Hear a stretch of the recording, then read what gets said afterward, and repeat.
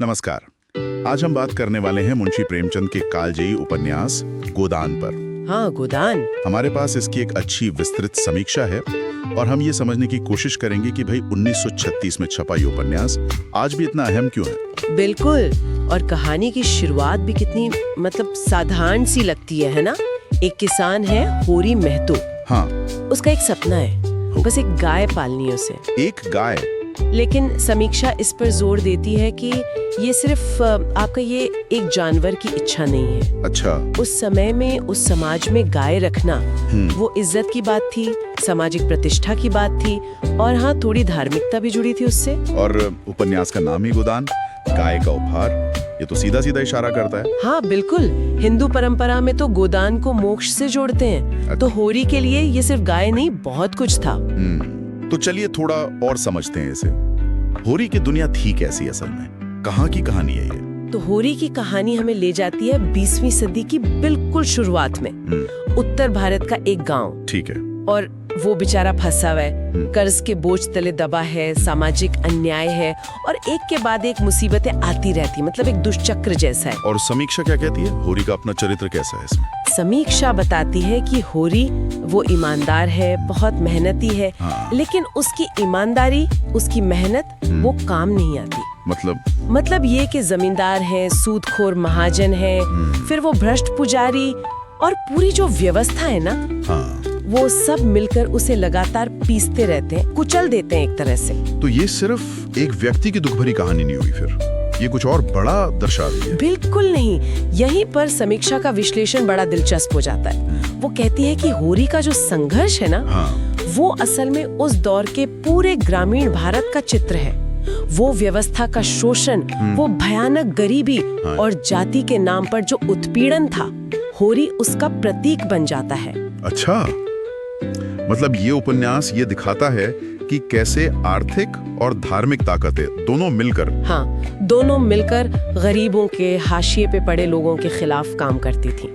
समीक्षा में शायद कोई खास उदाहरण भी दिया होगा कि ये कैसे होता था। हाँ, समीक्षा इशारा करती है जैसे छोटे छोटे कर्ज कैसे बढ़ते बढ़ते होरी को पूरी तरह जकड़ लेते हैं और कैसे कभी पंचायत के नाम पर, कभी धर्म के नाम पर उससे वसूली होती रहती है। वो चाहकर भी इस जाल से निकल नहीं पाता।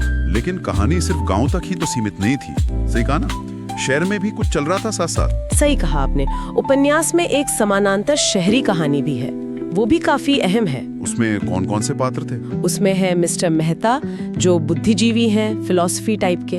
फिर मिस मालती हैं, एक आधुनिक डॉक्टर। अच्छा। और मिस्टर खन्ना है, जो उद्योगपति हैं, बिजनेसमैन। तो ये शहरी पात्र क्या दर्शाते हैं? समीक्षा इनको देखती है उस पढ़े लिखे शहरी तथाकथित सुधारवादी अभिजात वर्ग के प्रतिनिधि के तौर पर। अच्छा।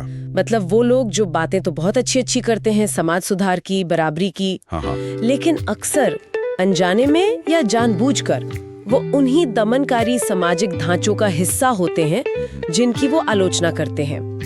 एक तरह का पाखंड दिखता है उनमें। और महिलाओं के पात्र, धनिया का जिक्र आता है, होरी की पत्नी जी, और झुनिया भी है शायद। हाँ। और समीक्षा प्रेमचंद की इस बात के लिए बहुत तारीफ करती है। धनिया वो सिर्फ होरी की पत्नी नहीं है, वो एक बहुत मजबूत, जुझारू और यथार्थवादी महिला पात्र है। उसकी अपनी सोच है, अपनी आवाज है। कई बार तो वो होरी से ज्यादा व्यावहारिक और साहसी नजर आती है। और झुनिया जो एक विधवा है और जिसे समाज नीची जाति का मानता है, उसके जरिए प्रेमचंद समाज के दोहरे मापदंड और जाति की जो क्रूरता है उसे दिखाते हैं। इन महिला पात्रों को बड़ी संवेदनशीलता और ताकत से गढ़ा गया है, ऐसा समीक्षा मानती है। तो अगर हम पूरी तस्वीर को देखें, उपन्यास के जो बड़े मुद्दे हैं वो क्या हैं? किन चीजों पर ये सबसे ज्यादा चोट करता है? समीक्षा के हिसाब से दो बड़े मुद्दे उभरते हैं। एक तो जातिगत उत्पीड़न, हाँ। और दूसरा वो कर्म कांड वाला धर्म, जो इंसान की पीड़ा से ज्यादा रस्मों रिवाजों को अहमियत देता है।